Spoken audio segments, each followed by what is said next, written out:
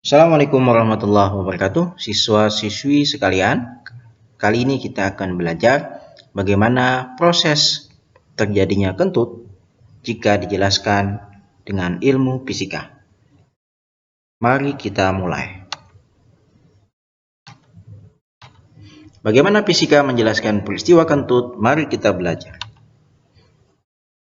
Dimulai dari persamaan gas ideal, yaitu P kali P sama dengan N kali R kali T, di mana P adalah tekanan gas, P adalah volume gas, N adalah jumlah mol, R adalah konstanta gas, dan T adalah suhu. Dari rumus ini kita tentukan, kita cari P-nya dengan kita membalik rumusnya. Kita balik rumusnya menjadi P tekanan sama dengan mol kali konstanta kali T dibagi dengan volume, yaitu P. Dari rumus ini bisa kita lihat hubungan setiap variabel rumus ini. P sebanding dengan N dan T. Apa maksudnya?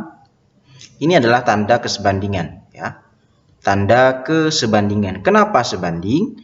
Karena posisinya P berada di atas dan N, R, T berada di atas.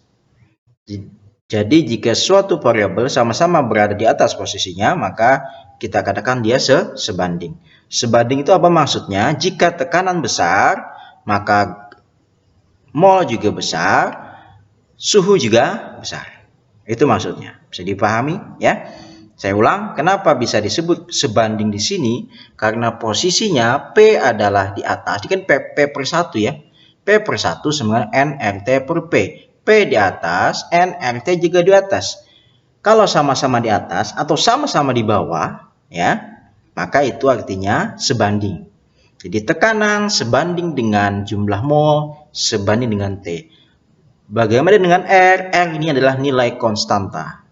Nilainya tetap, ya, nilainya tetap. Nah, pertama kita dapatkan tekanan sebanding dengan mol sebanding dengan suhu. Artinya adalah jika tekanan besar maka mol juga besar dan suhu juga besar. Kita lanjutkan. Dari persamaan ini juga kita dapatkan hubungan bahwa tekanan itu berbanding terbalik dengan volume. Kenapa demikian? Karena tekanan posisi di atas sementara volume posisi di bawah. Artinya tekanan berbanding terbalik dengan volume. Apa maksud berbanding terbalik? Kalau tekanannya besar, maka volumenya kecil, ya. Jadi satu kecil, satu besar.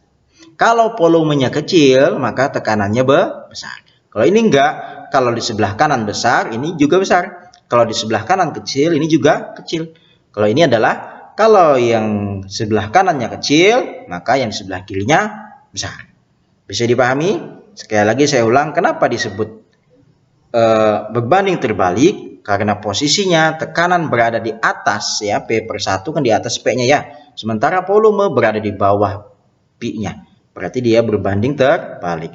Berbanding terbalik maksudnya kalau P-nya besar, maka tekanannya volumenya kecil. Tekanan besar, volume kecil. Tekanan kecil, volume besar. Berbanding terbalik.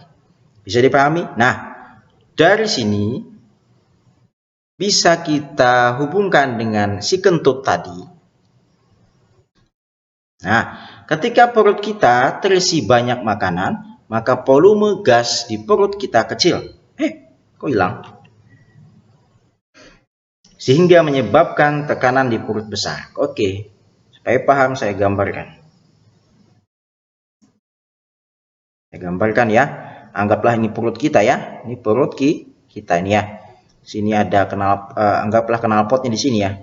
Knalpot di sini. Nah, jadi ketika kita memasukkan makanan dalam perut kita, anggaplah sampai sini makanannya banyak sekali, ya. Ini penuh di sini.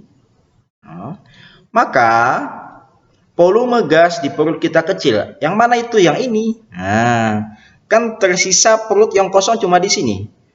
Yang makanannya banyak sehingga yang ruang kosong, gas kosong tersisa di perut kita sedikit. Nah, berarti volume di sini kecil. Volumenya kecil. Kalau volume kecil, maka tekanannya besar, ya. Maka tekanan di perut kita itu besar. Tekanan perut besar. Sehingga menyebabkan tekanan di perut besar. Begitu juga dengan mol dan suhu. Nah, karena tekanan besar di perut kita, sesuai dengan persamaan ini, kalau tekanan besar, maka mol dan suhunya juga besar. Nah, sehingga tidak jarang kalau kita lagi sakit perut, kita terasa panas. Ya, sampai sini paham? Nah, karena tekanan perut kita lebih besar daripada tekanan luar, ya. Tekanan di luar knalpot, ya. Maka sesuai konsep fluida, tekanan akan mengalir, ya, fluida atau gas akan mengalir dari tekanan besar ke tekanan kecil. Jadi gas di sini akan berusaha mencari tekanan yang lebih rendah dari dirinya, maka dia akan keluar melalui knalpot ini membawa sejumlah mol gas, ya, yang begitu bau dan suhu yang relatif tinggi. Kalau nggak percaya silahkan saat kentut tangannya di knalpot, ya toh,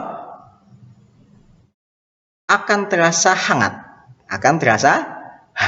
Nah, ini jangan dianggap tabu, ya. Ini ilmu ini, ya. Nanti kalau anakmu tanya, kok bisa kentut, Bah? Kamu jelaskan dengan rumus fisika ini.